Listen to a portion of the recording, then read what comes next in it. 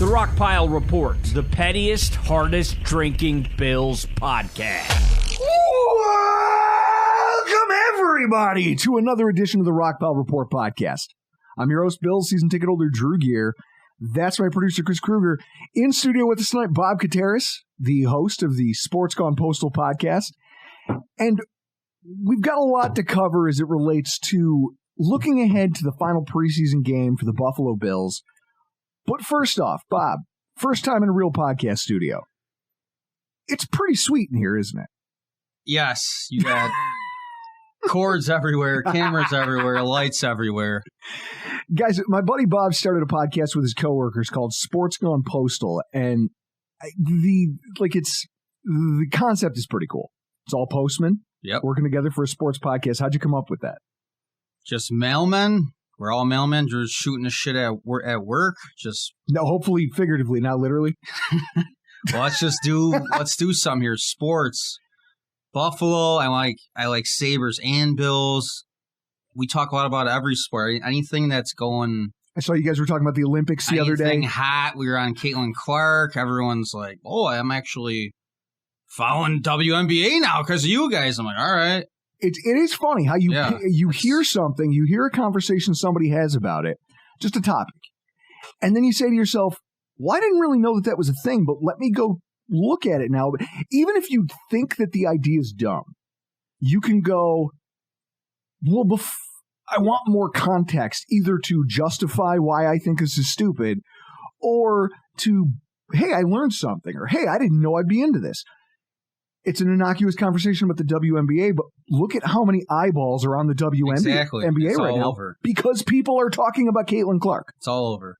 Whether you think it's right or wrong, she is the best thing to happen to that sport in decades. Ever. Since I don't even think it's been around decades. I think it's been around 7 years? We don't even know. We're like, let's do it. And now I'm looking at box scores of the Indiana Fever. And that's the beauty of sports, okay. Guys. There's something out there to tickle everybody's interest.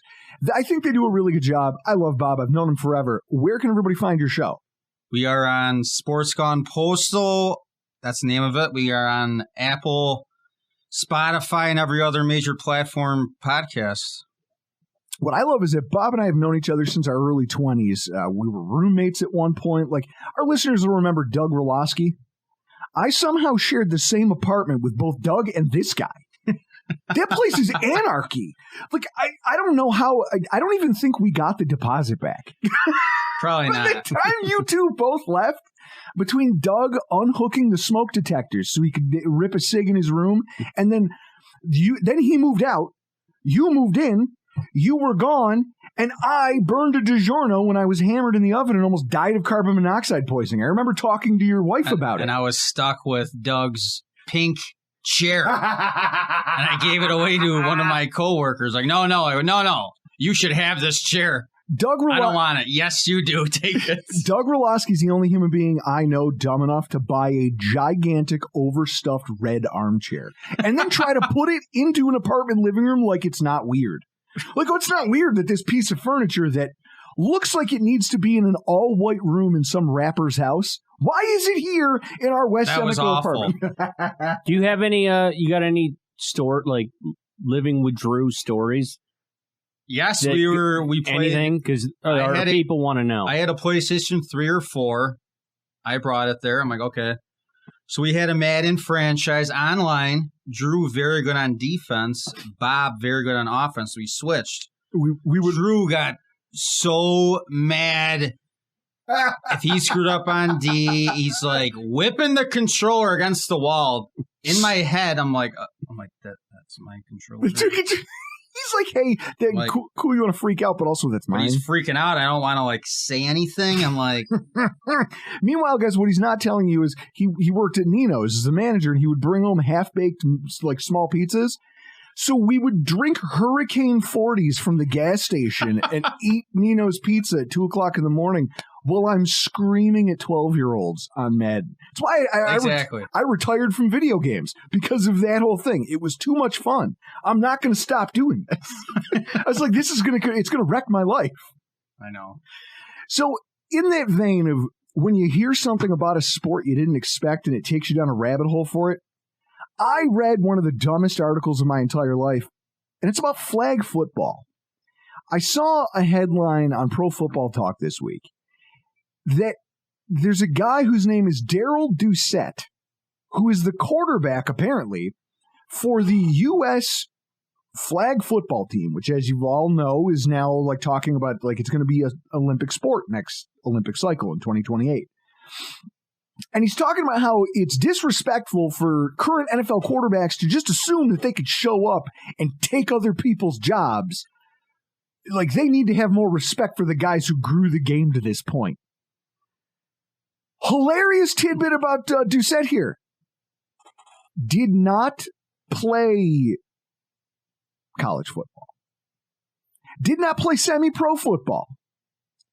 He played intramural and played in adult leagues. And then just happened to be around when they wanted to start the team. And this whole thing has me thinking, and I think you'll find some... Bob, you'll understand this. This guy sounds a lot like Mario Granata. At least Mario played for a D3, crap team. Mario Granata of Hashtag Sports. Shout out with his stupid hair. The thing that I love about this is that this is the literal equivalent of like a part-timer. Like, this is slow pitch softball.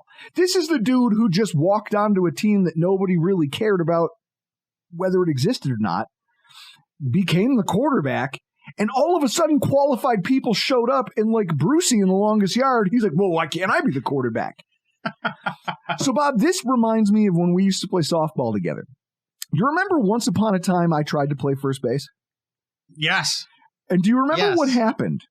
The game where I tried to play first base? Not. You remember? Not offhand. You remember it was only once, right? Yes. Because it was only once. I got 2 outs. The first one was just an easy toss from second. The first one was a dribbler right to me. The second one, easy underhand toss from the second baseman. Guys, this first base thing isn't hard. The third guy hits one to third base, and our third baseman throws a heater. And I, just being a hack who's never played the infield before, doesn't know how to judge the ball into my glove. I've already committed, and the ball's trailing over this way, so I just try to barehand it into my glove, and I immediately shatter my finger. Just take the thing right off the fingertips, crush my hand. I couldn't bend it. I had to hit like this. And everyone kept laughing at me going, hey, Drew, what number are you? I'm like, yeah, I get it. Number 1, jackasses. The following year, Bob did some recruiting and found some of his fellow postmen to come play on our team. A guy named Jeff and a guy named Puzzer. The equivalent of what this guy is talking about when it comes to flag football, it would have been the equivalent of me saying, hey, whoa, I've played first base before. Why does 6'4" massive lefty Puzzer get to play first base? I was here first. I have experience. Why can't? That's my job. It's disrespectful that you want to replace me with this giant human being who's clearly a better athlete. Isn't it the same conversation? Pretty much. He's better than you. He's clearly better than you. Sorry. Chris, can you imagine what the Olympics would look like? How embarrassing would it be if we allowed a group of intramural adult athletes to go out there and represent the U.S.? I mean, why don't we have Mario playing for Team USA? He's got long flowing hair, rocket arm. I know that from my own bruises on my... You did try to catch that ball. I've tried to catch fastballs from Mario Granata. He throws fucking heater. I just had the bruise on his forearm. Yeah, instead of like catching it just directly into my body, I kept almost like receiving a hockey pass, like in the Mighty Ducks with the egg. I tried cupping it, and then I just ended up with bruises. It's like catching a water balloon. How terrible would it be, though? How about it's like me complaining that I didn't get picked for the roller hockey for the Olympics. This is it. You're like, well, I've done this before. Why can't I do it? So this sent me down a rabbit hole because I didn't even know I didn't even know flag football on this level existed here in the U.S. I learned a lot. I learned that most of these guys have to have full-time jobs because there's no money in this whatsoever. Did you do a bunch of as this guy just proved, you don't even have to play collegiate sports in order to qualify to be on the Olympic team. Did you find this guy's LinkedIn? What does he do for work? I'm not, because you're real good at that. I am real good at that. We just seen they got breakdancing. That worked out pretty well. See, exactly. This thing for the U.S. could be the U.S. equivalent of the Australian breakdancing is what we could be looking at here if we allow this nonsense to continue. It would be like the uncomedy movie version of dodgeball. Like what should have happened if Average Joe's tried to play Globo Gym? That's what would happen to the U.S. in every single game. I mean, look at USA Basketball, the 3-on-3 this summer. No NBA players on it. No medal. Now, obviously, the USA men's basketball team has professionals. Gold medal. And that was tough. It was a tough game against France. That's funny you bring that up. 92 Dream Team, the best ever. I'm like, yes, they're the best ever. They would win. I looked at games they played. A guy on Twitter put out, they played a team against plumbers. It's like me, you, and Chris playing against Michael Jordan. Well, I'm like, they're winning 100-40. Well, that's the whole Babe Ruth argument. But now, right? and there's tons of NBA players on these other teams now. That's why it's more competitive. Well, but because you look at it and you go, basketball grew because of what people saw on the Olympic stage. And other countries, like fans in other countries, got to see what high-level sports like that look like. Yeah. So then kids started getting excited about it. Kids in China started playing, once the NBA started playing over there more. Now they have their own leagues, but also kids are like, hey, maybe if I'm good enough, I could go to the NBA. They almost lost in the second round. And so it's this concept of you do get into it, and it grows the sport. So I think it is good for the NFL to be involved in these conversations if growing the game of football is something you're truly interested in. It's already the highest grossing from a monetary standpoint. It's like Premier League soccer and then the NFL. What happens, though, your star player, Josh, tears his ACL in flag football. What do you... So I guess, Chris, emotionally, as a fan, not an owner, not anybody, emotionally, I have to weigh how embarrassing it would be to get dominated in flag football by another country versus, like, what if we go out there and we crush everybody, but my quarterback has to be the one who gets injured? Who's signing up for that? Didn't Joe Burrow say something about playing flag football in the Olympics when they're in the United States, in 4 years? Yeah. There's no way that they're going to be able to do that because there has to be provisions in everyone's contracts to not be allowed to play in the Olympics. Well, and that's the hard part, right? Like they put stuff in the players' contracts about not riding motorcycles and not skydiving and doing all this stuff. I think that the NFL would be a little bit closer to the vest when it comes to their players, and I think they would be less likely to allow that kind of a thing. So it'll be interesting to see what players are allowed to go play contractually. We'll see how anyone can cover a hill. Well, that's it, right? But there again, it's going to be the dream team thing where there's going to be this moment of shock and awe the first time we do it, and it's Jalen Hurts throwing to Tyreek Hill being covered by a bunch of plumbers. But a lot of players too, though. Backyard football are good when they get the pads on. You just can't. A lot of players are actually good with no pads. You see all these clips. I'm always goofing around. Wow, you're catching a sweet pass with no pads on. Like, get the pads on. Mm-hmm. You know what would be good for flag football team next Olympics? Quentin Johnson. Exactly. The Chargers. Yeah. It's the pads on. It's awful. It is going to be interesting to see how that sport develops, but it was funny learning about the nuts and bolts of it and finding out that these guys aren't actual I just assumed they would throw together a combination of NCAA athletes and go out there and try to put together the non-NFL dream team. But it turns out that's already happening. There is also an International American Football League. Do you know about this? No. I learned about that because of this conversation about flag football. It turns out full contact football and pads and helmets and everything else is already being played. There's a giant tournament that actually kicks off next week over in Finland. And America obviously dominates on both the men's and women's side, but it's padded football. Again, and Mexico and Germany aren't far behind. So who's to say that if you take the pads off and you put us on the field with Mexico and Germany and you don't have your best athletes out there? I'm sure as hell not letting some part-timer who couldn't, if you didn't play for Texas Abilene, 13th grade community college, I'm not letting you anywhere near my Olympic team. I'm sorry, Darrell Doucette, you're not allowed. It's like that thing, you must be this tall to ride. You must have at least played community college football to be considered for the Olympic team. I'm sorry. Exactly. He played modified. Exactly, he played modified. Now, keeping in the same vein of the outcome of games that don't really matter, like flag football, here's some things we're looking at ahead of the Bills-Carolina preseason finale. First of all, Chris, I wanted to, because the Bills have announced they're not going to be playing any of their starters. Correct. And I don't blame them. Do you? What's to be gained? How many more injuries do you want to suffer to guys who you're like, week one's going to get here pretty quick? Exactly. In terms of injuries, Chris, this team is Lloyd Christmas. I've had it with this dump. We got no food. We got no jobs. Our pets' heads are falling off.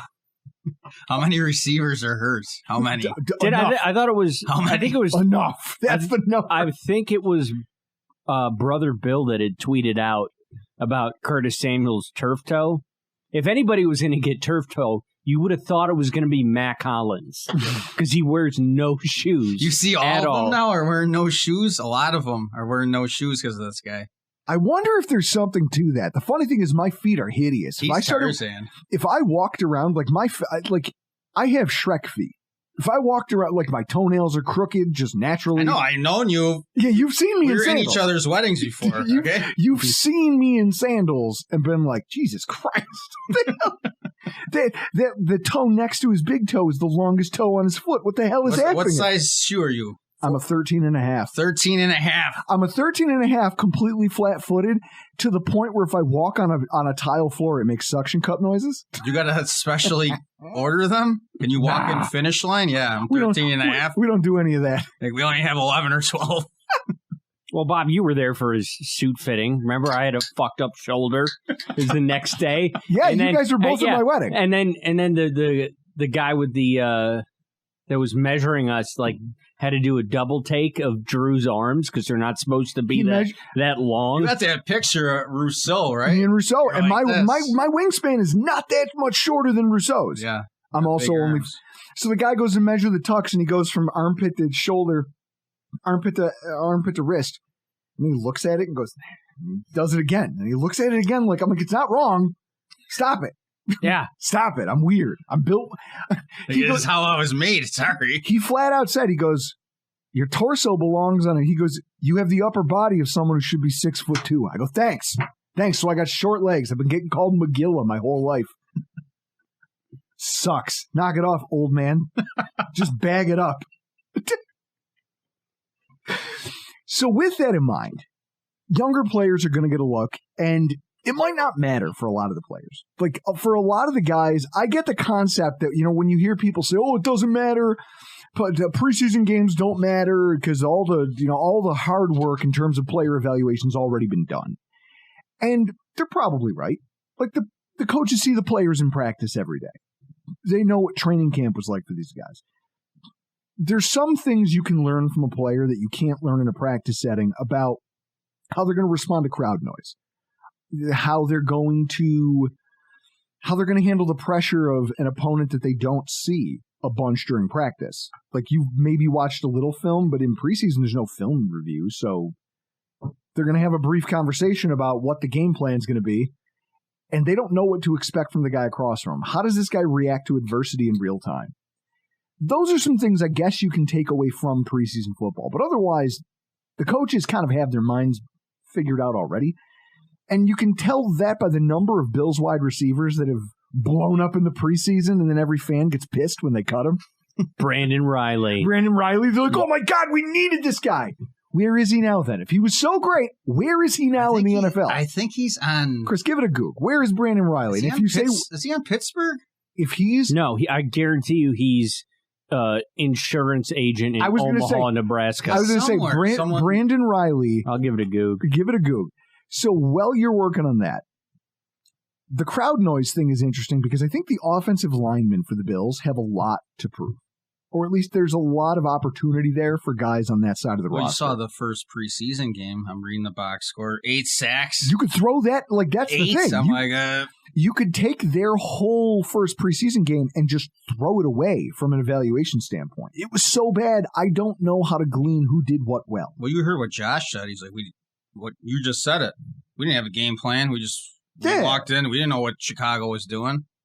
So, in terms of resting the starters, that's going to mean that David Edwards, our left guard, is going to sit out. I have to assume. But I don't know that it's safe to assume that he is, and even if he is in pencil, I don't know that he should be seen as a season-long starter at guard for the Bills. I just don't. 2 preseason games, he's looked okay. He's clearly far and away the most mediocre offensive lineman of the bunch. And he kind of got his lunch eaten during, in the run game in that first Bears game, although kind of everyone did, right? Yeah, pretty much. But then against Pittsburgh, he didn't look special. And then 2 pressures and a sack. And the sack that he gave up, I mean, it's not 100% his fault. The quarterback didn't do him any favors, but it's the concept that it was a delayed blitz and you didn't pick that up at all. That's going to be a thing that happens, guy. You're to be a starting left guard, especially going up against a quarterback like Josh Allen, defensive coordinators are going to be aggressive. Not everyone's going to sit back and play a safe zone. I think they're just not trying. They don't care, go ahead. I don't want to get hurt. I guess I got a spot already on the team who, but for a guy who's on a 1 year, your backup is better than you, buddy, And this is it. So for a guy on a 1 year, $3 million deal, he doesn't have any, you can't rest on your laurels. You have to be aggressive and prove that you belong here because they've got younger players that they don't have to pay anything. That's a problem because teams are shrewd and they'll make those decisions. They'll say, listen, if you're average and he's average, but he costs $1 million and you want $4 million, bye.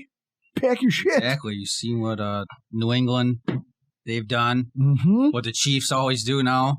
So I'm looking at this and I'm thinking to myself, I think that there's a runway for at least one or multiple backups to prove a lot of their value on Saturday. And potentially the right to be next man up in case of injury or just really painful mediocrity. And so I look at Alec Anderson. The dude had a rough first outing like everyone did. Whether it was pressures, penalties, stuff that he just allowed to. I mean, bad snaps as a center, that's a problem. His size, though, really stands out and helps him. I mean, 6'5", 305, he's a hoss. And he's hard to move from a pass blocking perspective when he can anchor properly. So I can see why they like him. Now, he's an undrafted free agent player, so it's not like he came into the NFL with a really diverse skill set or having a lot of polish to his mechanics, but at that size, the team thinks he can be something, and they kept him on the roster all year last year. I think that speaks to the fact that they believe they can coach him into being something. And so with that said, if our starters aren't going to go, then I'm assuming he gets the starting nod, right? He's got to. And if at any point in time, David Edwards proves that he can't step up his game to kind of meet the play of the guys around him on the offensive line, you're going to need a guy you can plug in at guard. The only person as a sub who has that versatility to play center and guard, which we know the Bills love, is Anderson. He's already done it this preseason. I'm sure he would do it again. So with that in mind, the immediate backup kind of becomes Cedric Van Granger, or the Lone Granger, as we've decided to call him. Because I'm not saying Van Granger. I can't say a late round fifth round pick. I can't say that name, Bob, after 5 beers. After 7 beers, I can't say it after 1. That's what I'm saying. I'm not going to sit here for an hour and try to have a podcast where I just butcher this poor guy's name when he might be a decent player. If you were some practice squad fodder, It's like Office Space. Not gonna matter because he's not gonna play football. But this here. GM, he usually hits on the later later picks. And so far, the early returns on him have been pretty good. He's looked good against backups. I'm excited to see what Anderson can do in conjunction with the Lone Granger because, I mean, when you look at this, there's not a lot of competition. There's Lyle Collins. Lyle Collins is a veteran, and I guess he was the insurance policy in case Alec Anderson didn't perform. I'd like to see Alec Anderson make it so Lyle Collins doesn't make this roster. Because I've seen what I need to see. He's mediocre enough I don't want him around. Maybe on the practice squad. Sure. You want to be a veteran who rides pine in our practice squad, break glass in case of emergency? Whatever, man. I don't care. I just think that there's players with more upside if we're going whole hog into this youth movement that you could get behind. Same thing with Ryan Vandermark. He's the same boat. Undrafted free agent tackle. But look at the depth chart. Who is he going up against? If you look behind Spencer Brown and Dawkins, there's nobody except for Vandermark who spent any time on an NFL roster. It's literally a rookie from our 7th round, a rookie from the 6th round, and Dick Garage. Dick Garage. Is that a real name? I'm not being crass. His name is Richard Garage. Richard Garage. Richard Garage. Like, this is his competition to making the roster. Whoever wants it more, whoever's hungrier. I want to see him make sure he looks like a real tackle. Let's not forget that Clayton Travis is from the... His name is Travis Clayton. It doesn't matter. It doesn't matter what his name is. Because it doesn't matter what you're going to say. Yeah, it doesn't matter because he. I was about to say he came from the player overseas. I play rugby in another country pick. Yeah. So he's not Darren. Yeah. Oh, that's a rugby guy. Yeah. He's going to be in the practice squad anyway. He's not making the team. Him and the guy from WWE. So yeah, right. Stevenson's not making anything. Who knows? We keep dropping bodies at wide receiver. We might have to put him out there.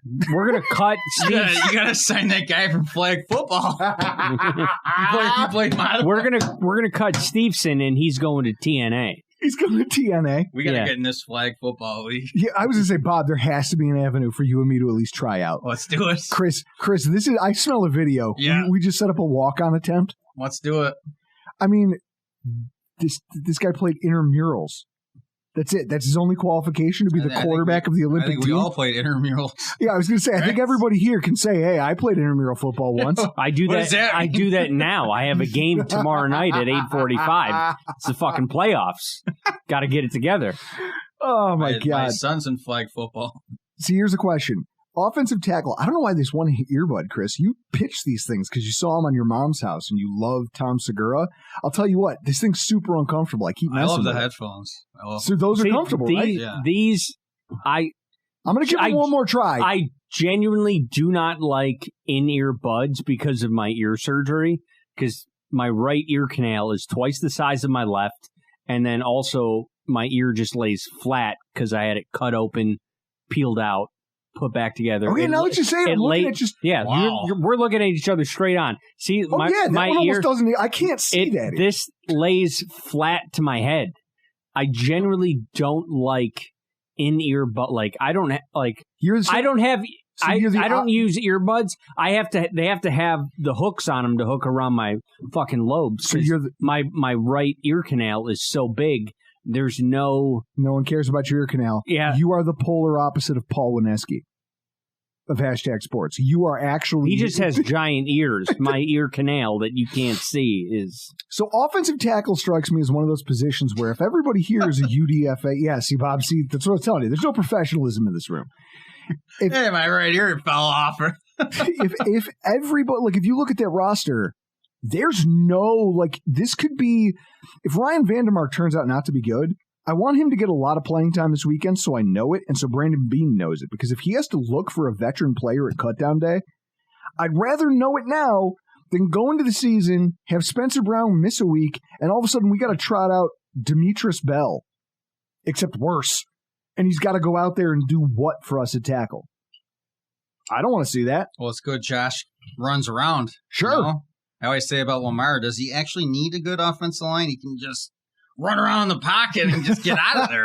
You know what I mean? Yeah, so it's that thing of Josh does raise the level of play of the offensive line. So I'm not going to lose a ton of sleep over it, but it is annoying that we don't have a lot of pro depth on this line. This weekend is a good opportunity to get to see it. Not just for us, because there's fuck all we can do about it. We're fans. I want our GM to see it. I want our GM to see it ahead of cutdown day so that he knows that he can start putting out feelers if this doesn't come together.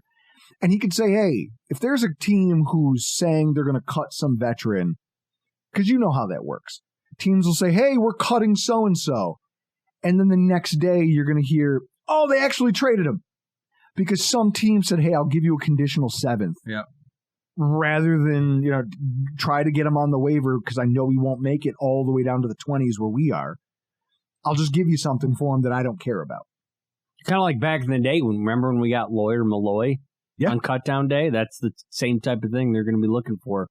Did we on cutdown? Oh, yeah. And then there's Van Granger. Him and Adams, right? Sam Adams? I think Sam Adams was already on the team. I think he was already on the team at the time. Okay. So, Van Granger, I still love this idea that if by week 6 things haven't been resolved with Edwards, you got to figure out what to do. You might have to kick McGovern back, and then it's Anderson or the Lone Granger who takes over at center. I still think that, and maybe their idea is just to give him like a redshirt season and let him get acclimated to the NFL game before they put him in there. But I'd really like to see him get an opportunity running against stronger competition. Because you look at Chicago. Chicago's defensive line, smaller, more agile defensive linemen. Everybody they had 2 guys who he saw his time against who were under 260 pounds. So they're fast, they're shiftier pass rushers. Didn't give up a pressure, no hits, no sacks. Against Pittsburgh's a much bigger team. All 6'3", 285 pounds, but they're not big with the intent to be disruptive. They're big to be placeholders. And so he handled that pretty well. Created some really nice creases in the run game. Carolina has built the defensive line group with just big, but also physicality and some pass rush help in mind. A'Shawn Robinson, former Alabama Crimson Tide player, 6'4", 320. Big boy. Shai Tuttle, 6'2", 300. Derek Brown, former standout at your favorite college over there, Auburn, 6'5", 320. All of their backups are just mirror images of these guys in terms of height and weight. So they're going to rush differently than anything Van Granger's seen. And I want to see how he handles that. Because if he still looks good, even against a line that's built differently than the ones he's seen, and he handles it well, you could make an argument for him to maybe see a little bit more playing time when things actually matter. Or at least you know that if you have to get desperate on the offensive line, or if you have to have a guard injury, have a center injury, you can shuffle some things around and you might be able to trust this guy. But I don't believe it yet because it's a small sample size and I want to see. And there's 17 spots in the practice squad, all these guys were mentioning. Mm-hmm. I mean, there's 17. It's a lot of spots. It sucks that we're talking with so many guys who belong in the practice squad when you're like, well, who's going to start for us then? I know. And that brings us to why this whole thing sucks, and I'm mad about it, and I'm gonna hate watch it.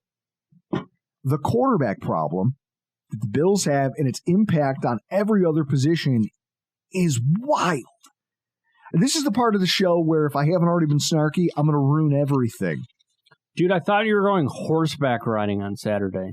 I am, but it's at 10 o'clock in the morning. I will be back in town. If Ryan Rhodes is going to be here or be around, I say we try to make something happen. That can't happen. I had plans for Saturday night. That fell through. Okay. Not my own fault, but I'm up to watching the game. I'll be around Saturday. Rhodes! Get at us. When they announced that the starters were going to get shelved, Sean McDermott used a quote that really pissed me off. He says, "We will look at the reserves on the roster to get a full and complete evaluation." And I put big shitty air quotes over that. He's not trying to be funny. He means it when he says it, right? But what can you possibly evaluate when you look at these dog shit quarterbacks? Everyone goes, oh, don't overreact. How do I not overreact? Allen is riding pine. Trubisky, if he wasn't injured, should be riding pine. Like, he was bad. And I think he's been bad. And I think that I said when they signed him that him being here was a mistake. Nobody wants to hear it until it's put in front of you and you're like that scene from Bird Box. You're just holding everyone's eyes open going, look at the guy who's scared to throw the football. That's your guy? You want him backing up? What is our offense going to be when you get a guy who has all the physical tools and he's scared to use it? Then you've got Ben DiNucci.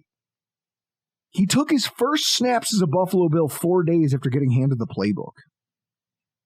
What can that guy do for anybody? What passing concepts of ours do you think he has down by now? And Anthony Brown Jr., I've literally never heard of you before. I didn't know you. You and Darrell Doucette. As far as I know, you're the same quarterback. You could be him in a trench coat. I don't know. This is all nonsense. The question I have is, did Brandon Beane consult Fred Sanford when he put this quarterback room together in the offseason?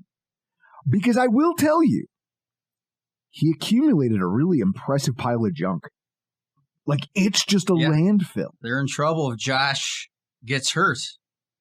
Well, first of all, if Josh gets hurt, look at this roster. That's a whole other conversation. If Josh gets hurt, and I agree with this, you don't spend on the backup, not this season, because there is no, we'll just steal a few games and we'll get back on track. If Josh goes down, we're a lottery pick. Good. Fine. Let it happen. I'm just more pissed off about the idea that they built this quarterback room on the cheap, but not really. And they did it stupidly to where now it's impacting any ability to judge our wide receivers or tight ends. Even in practice, when they go, everything's gleaned from practice. Ben DiNucci is still throwing to those guys in practice. So otherwise, what I'm hearing is every rep that everyone gets with Josh matters, and anything else is a dice roll. Oh, you have to throw out that evaluation because the quarterback stinks. Great. Wonderful. So who's actually good here? Like, there is opportunities with the injuries that we've sustained. There's opportunities here for some of these wide receivers. It's entirely possible that one of MVS or Samuel ends up on IR before this thing starts. Probably MVS, right? A neck sprain for a wide receiver? That's tough. MVS Claypool treatment. You get cut with the injury settlement.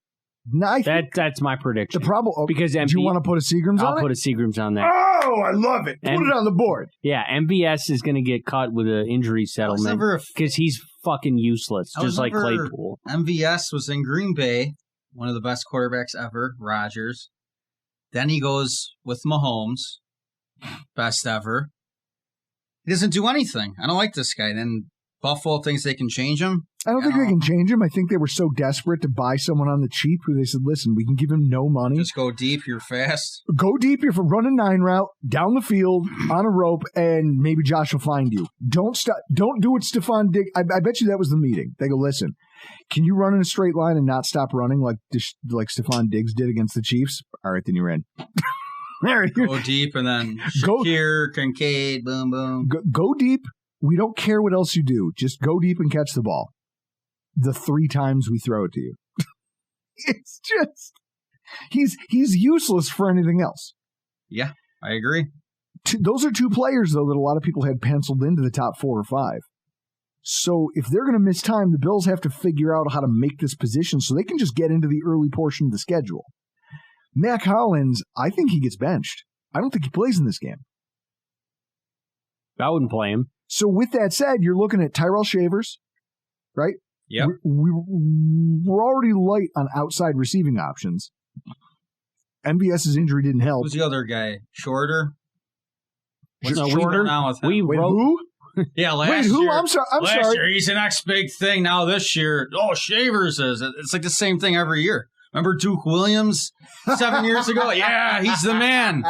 Every year with these receivers, throw them on the practice squad. They don't. Yeah, it goes anything. In with Brandon Roosevelt, Brandon Riley, exactly. Duke Williams. Who gives a fuck? They never. You got to start like your shavers, your shorters, because this is the if you want that 5th, maybe 6th receiver spot. This is the game. Shavers, shorter, show out. But who's throwing? Who's throwing the ball? DiNucci? And are you calling? How many pass plays are you going to call? Exactly. It's going to be a run-heavy play calling day. So with that in mind, these guys aren't going to have a lot of opportunities to make plays. You've got Samuel, who's out week to week. You'd like to see if somebody else, if he's not ready to go by week 1, can come in and be a kind of a gadget receiver, your jet sweeps, you run jet sweeps, run a little bit of intermediate game, maybe be a screen receiver for you. The problem with it is you have to be willing and able to throw the ball. You have to be able to execute a passing attack in order to see if that guy fits the mold. If we're going into this with the same game plan that we rolled out the second DiNucci hit the field on last Saturday, I don't know that we or the coaching staff is going to get to see what that looks like. So then that means either Josh is pulling double and triple duty in practice just to give them a concept of what that feels and looks like, or we're in some real trouble. Because Andy Isabella was a high-ish draft pick who just didn't pan out. And that was supposed to be the thing he was good at. He just hasn't been able to do it in the NFL. They're trying to buy low on all these guys. Find something that's not working. You ate $60 million in dead money. Or maybe they should have kept Diggs one more year. No, you eat it all at once. But this is what taking your medicine tastes like. I was the guy calling. I said $25 million in dead money. No, those are rookie numbers. We're going to pump those up. And we did it. We did a thing that I suggested. But also, everything I say that the Bills should do is fucking terrible. At least when the draft, Chris, the draft series literally exists with like us bringing in other people because I don't know what the hell I'm talking about. No. When it comes to the salary cap stuff, I understand a little bit more. You needed to take your medicine. Why drag it out for 4 more years? Why keep slow playing a rebuild? Burn it down like we did in 2018 with a better roster and then come back the next year and build another run. Bean's already done it here once. The problem is going through it is tough. When you go through the seasons where you voluntarily gave away a lot of things that worked, it's hard. And we're living it right now when you look at the fact that we don't have any quality quarterbacks to distribute the football to these guys to illustrate whether or not Hamler or Isabella is suited to be a backup for Samuel. We don't know. And we probably won't find out. I hope I'm wrong. I like Samuel. Wasn't he with offensive coordinator in Carolina? Yeah. And Keon Coleman. If anything, Chris, that guy needs a confidence boost. What happened with that drop? You got to catch that, right? Yeah, he even said so. I like the fact that he called it a drop so people can stop fighting about it online. Because you've got the people like me who didn't like the draft pick, but he's here now, and there's nothing I can do about it, so I'm done crying about it. You've got the people who, they love everything the Bills do, and he can't do any wrong, so it's not a drop. It was a bad throw by the quarterback. Both things can be true. Trubisky threw a ball that was not inside enough. Coleman did a bad job catching it. And everybody involved sucks because they're still playing with the second stringers on a Saturday night preseason game. Coleman is playing like a guy who needs a confidence boost in the worst way. Playing with Ben DiNucci and Anthony Brown Jr. isn't going to help him. I know. So I'm mad, right? Like I'm just pissed off. And the problem is that when you look at what we're paying Trubisky, because that was our big move to address all this, Jameis Winston, Russell Wilson, and Nick Mullins all have NFL experience, are more aggressive passers, and are making equal or less money than Mitch Trubisky right now. You picked Mitch because you were familiar with him and Josh likes him.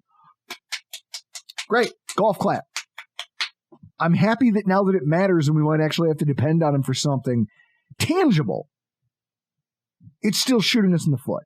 And for the people who go, preseason games don't matter, blah, blah, blah.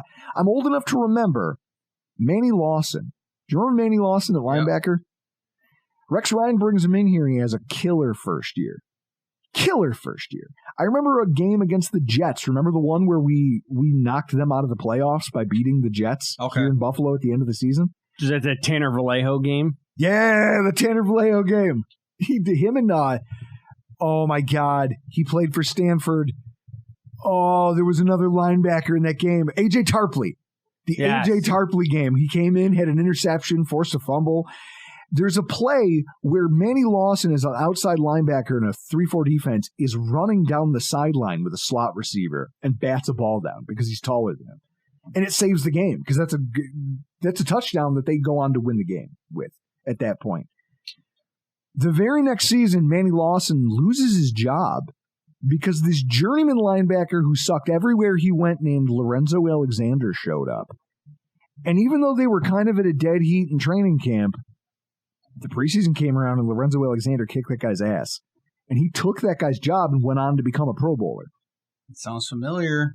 So, do you know who? Not having a quarterback on the roster worth a damn makes it harder for one of these guys to have their Lorenzo Alexander opportunity. Would you trade for former Bill? I'm looking. I did a little research. Yeah. Case Keenum, Kyle Allen. I think you're talking receiver. I was looking McKenzie on the Giants. Well, so this is interesting. Take any of those guys back. We were just talking about the dynamic of trading away late round picks when you hear a guy's going to get cut. I bet you that if there's talk out of Pittsburgh that they're going to cut, which they probably will, cut Kyle Allen, then you would probably want, if you're Buffalo, to give up a 7th round pick. But I think there's even bigger fish out there to be had. We're going to talk about that during the live show we're going to record, which if you're hearing this now and you didn't already watch it or listen to it in podcast form, shame on you. Know that I'm disappointed. But there might be bigger fish out there for a late round pick than Kyle Allen. Oh, yes. I have I have about 12 of them right here. I can't wait to talk about it. The last thing I'm watching this Saturday, as we kind of close this thing out, defensive depth players. We already know the story of Joel Andreessen, and it's been fun watching him in a limited sample size. You know what won't go well for guys like him and Dorian Williams and Dwayne Carter and all these guys who are getting a lot of love for Daquan Hardy, and all of these guys who have showed really well. You know what sucks? When they have to go up against 40-plus offensive plays because our offense can't stay on the field. It's going to make it really hard. You're not only sustaining them to more injury risk, you're also making it harder for us, like as fans, because you've watched those games, right? Like you could have a team that had, look at the Jets, killer defense. They are very good defensively. How many times did they lose a game, late? And they would lose the game in the 3rd and 4th quarter because their defensive players are just gassed and they're like, guys, can the offense get a first down? What are you doing to us out here? I love their D. They beat Zach Wilson, beat the Bills last year. Mm-hmm. That's what I'm worried about in this division is the Jets. Yeah, on the strength of their defense and special teams play. The problem always is what happens when your offense can't sustain it and it just becomes this lopsided mess where no matter how tight you keep it, those guys can't play 70 snaps and also play well. Eventually down the stretch you fade, especially young guys, inexperienced guys, the types of guys you look at and go, they're your typical practice squad second-string players. They don't know what it is to hold up for 4 full quarters of football yet because they haven't had the experience. It has all of the makings of just an absolute widowmaker on defense. These guys are going to get thrown into the meat grinder. Andreessen has another game. We talking about that in the next show? Or? Yeah, but we can talk about it here too. Andreessen having a great game this weekend would mean a lot. For him to have a great game, I don't just want to see him be effective against the run because that's the book on him. We talked about that. It's what he does well. The thing that it's going to be interesting is what does he do in actual coverage? The Steelers were the worst team to try to evaluate pass coverage for Dorian Williams or Andreessen. The interesting thing is when you look at their RAS scores, their 3-cone drills, their 40 times, there's this archetype of running back the Bills are steering towards. They let Tremaine Edmonds go. Did they make the right choice? Well, in retrospect, and this is the thing, we could do a whole podcast about how that decision came down. And I think because I was looking up Andreessen, he's older, he's 24, and I looked up Edmonds is 26, and this is his 6th or 7th year. Well, he was one of the youngest players to come into the NFL. That's insane. It's tough. He was like 19 or 20. It's tough because you thought you had his replacement in Terrell Bernard, which I think that's gone well, right? Yeah. And they know that Milano's abilities athletically and just instinctively. He had the instincts. Edmonds just had everything else. That's the reason that Roquan Smith was drafted ahead of Tremaine Edmonds, is because Roquan Smith had it up here and Tremaine Edmonds didn't. He just had 6'5" and giant wingspan and everything else. If you could have put Roquan Smith's just football intellect inside of Tremaine Edmonds' body, like a Frankenstein, they would have been the best linebacker of all time. It's just not, like, pros and cons, and the Ravens took him. We took Edmonds. I think that they've kind of moved off that archetype of we want this giant middle linebacker. Now what they want is just fast, athletic linebackers they can throw out there, trusting that they're so athletic, they have to, even if they're not great in coverage, they can recover quickly, cover ground, limit yards after the catch. And it's worked. It's why Terrell Bernard's like Terrell Bernard. Has a little bit of instinct, but he also is just super athletic. Another one they hit on late. Bang. So you bring him in. Now you've got Dorian Williams backing him up. Now you got Andreessen in the picture. And they're all the same type of athlete in terms of how they tested, what their metrics are. It's just, does he have up here for pass coverage? Let's play a team that's going to throw the ball against us. Like, that doesn't just want to come out and ground and pound and try to get the hell out of here because our quarterbacks are Justin Fields. If they get rid of him, on the way here to the show, I'm listening to WGR. They actually said Kansas City was looking at him before the Bills, so another teams might pick up. Sure, of course they would if they don't put him on the practice squad. So I want to see what it looks like when they're going to throw the ball for more than a quarter and a half. I want to see what he looks like in half a game against a team that has a willingness to throw the football. I just want to see what that looks like, and if he holds up well, good for him, man. We need it, right? We need somebody to step forward as like, hey, I can be relied on, because we saw what happened to our linebacker core last year. If it wasn't for Terrell Dodson stepping up, the whole thing comes off the rails. We need to figure out who the next guy is. Andreessen. Maybe it's Andreessen. I'll be the first guy to get his jersey. I'm pumped about this guy. Kingsley Jonathan.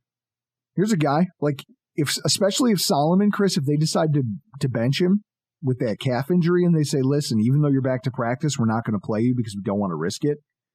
Everyone's been calling Solomon the defensive end 5. Get it? They invested a pick in him. He's actually played really well. He's gotten better every single preseason game. Kingsley Jonathan is an opportunity to remind everybody why the Bills kept him on the roster for 2 years. Like, I'm not useless. That special teams tackle he had in that Pittsburgh game, he's 6'4", 6'3", 265 pounds, comes screaming downhill on a punt return and just levels this guy who's easily 50 pounds, 60 pounds lighter than him. It was one of the coolest special teams hits I've seen in a long time. He's got the size for what McDermott wants as a defensive end in his system. Flashed a little as a pass rusher in the last game. I don't know. He's already met what he put out last year in terms of pressures and sacks and quarterback hits. And I think he's growing, and I think he has an opportunity. And I also think that Nick Morrow, Chris, you want to talk about calling your shots for cutdown day? I think that with Nick Morrow having a sports hernia, he's never going to be 100% all season unless he has surgery, which is like a 2.5 month recovery time. Are you putting that guy on IR just to let him have that as a depth linebacker who hasn't played for you at all? I mean, Balin Spector also injured. Yep. He's also week to week. But, I mean, I'm not a fucking scientist over here. Is Spector and Morrow, are they playing the same roles? Kind of. And so okay, then give me Spector, because that might be a better injury to recover, and we use draft capital on him. Sure. So they're going to have a vested interest in him. So Nick Morrow could be cut, and you need another guy who can come in and play that depth role. So now you're talking about Andreessen, Deion Jones, Ulofoshio, these guys are going to have to step in and try to prove, like, hey, I can be that guy. Hit me. It happens. You saw, I think, 10 years ago, remember Troy Williamson, drafted first-round Minnesota receiver. Thielen, I think he was undrafted in the 7th round. Mm-hmm. He beat out him. It happens. Look at Diggs. Diggs was a 5th-round draft pick. Yeah, it happens. Think about the guys that he had to beat out just to become a starter over there. These things aren't like the draft is the draft, and then you get to the season, and it's all just football, right? Yeah.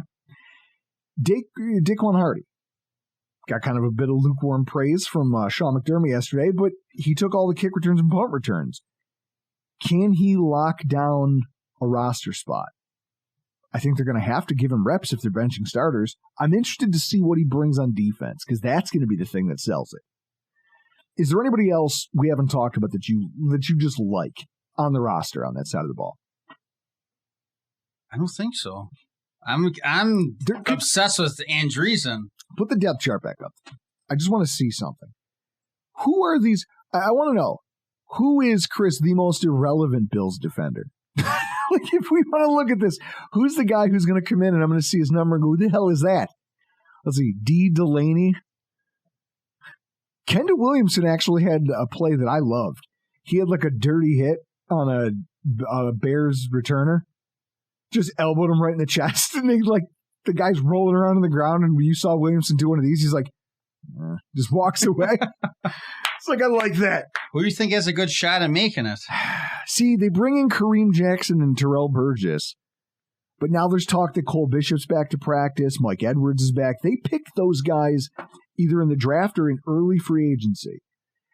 If they're able to go, and they think that either by week 1 or 2 those guys will be ready, I don't see a world where any of those veteran players that they took make the roster. Now, maybe they're on the practice squad. Maybe this has been kind of building towards them getting experience so they can sit on the practice squad for the vet minimum and just hang out. But if one of them were to come out here and have a great game, maybe it's the thing that puts them over the top. And the Bills go, for as much as we would like to hang on to a Kendall Williamson, who's a college free agent, we really like Terrell Burgess. Or we really learned, I don't think Kendall Williams is, now that I say that, I think he's played in the NFL before. Kyron Brown or, Takori Couch. They go, you know what? Terrell Burgess actually did a really nice job. And because he's been in the league, we think we can trust him. What are we at now? 90 players? I think we're at 90. I'm going to be looking forward to Saturday with a full 60% of the snaps being played by Gable Steveson. I better see some German suplexes, some leapfrogs. That's what, we'll throw this in as an honorary 4th. Gable Stevenson, buddy, I heard all about you. Your fan club was rah-rahing about the fact that you deserved a roster spot. You got one snap. You got one snap last week. The coaching staff must really think you're a bag of ass if you're only getting one snap in a game that's literally meant for backups. You know what? So why was he ever here in the first place? He's athletic, I guarantee. He's good in flag football. So are you. I'm not going to... Exactly. He's good in flag football, and the pads go on. You're like, wait. The Bills are... I can't see it in my helmet, It's completely different. Go catch a ball outside just now, put a helmet on and pads, you're like... It's just completely different. It is. I don't know why. He's like Brock Lesnar when he tried out for the Vikings. Yeah, you're the man, and he sucked. I'm picturing... It's the equivalent of Johnny Knoxville returning a punt in Jackass. That's what it's like. All I'm picturing in my head as you're describing this is the movie Little Giants, where the kid's just got his head, like the helmet's turned sideways. He's like, I can't see! Exactly. It's completely different. It's Gable Stevenson. Oh, that makes me laugh. All right, guys. Well, tweet at us at Rockpile Report. Let us know what you're going to be looking for. And do us a favor. Go check out SportsCom Postal. Bob, remind everybody, where are you on social and where can they find your shows? We are on Twitter, or formerly Twitter. We are on X. We are also on TikTok. You want to check out some videos there. We have a LinkedIn pinned up on the Twitter. Sports Gone Postal. Man, guys. We talk about other sports too, but we're all over the place. Listen, we're getting into hockey. I'll tell you what. Yeah, we are big on hockey. If you want to sit here and talk to him about the Patrick Laine trade, he could talk to you about hockey all night long. I love it. I love that you're here. I love that we did this. I can't wait to do it again. But for tonight, we got to get the hell out of here. I'm Drew Gear. That's Chris Kruger. It's Bob Koteras. And this has been your Rock Pile Report.